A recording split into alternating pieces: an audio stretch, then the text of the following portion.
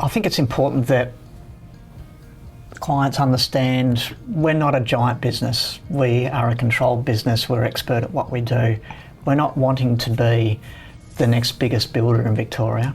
And part of that is being able to maintain a really strong relationship with the clients. Whereas ultimately, I'd say a small business, clients have multiple points of contact all the way.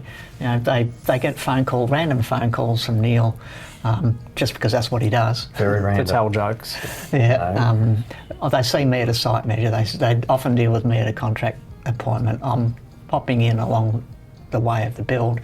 But over the top of that, they have a customer service person as a point of contact all the way through their process. They get phone numbers from building supervisor. The building supervisor is going to look after their job, and his manager, and me again.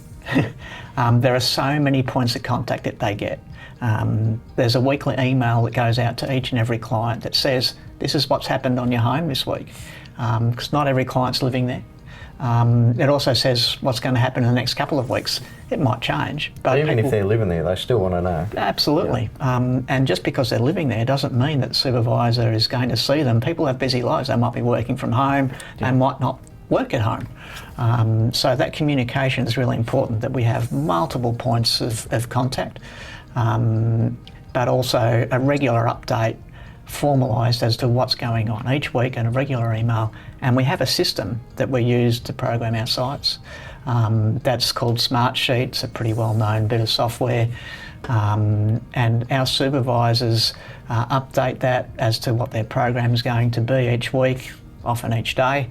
So it's a scheduling tool. Yeah. Which we use extensively. It's a program, not unlike Microsoft Project. And the client can see that? Yes, I was just going to say. So they get sent a link at the start of their job on site that they can look at what the program is. I think it's for the next 4 weeks. So there's a lot of transparency there. It doesn't always go to program, that's building, but it does follow it fairly closely, and our build times show that.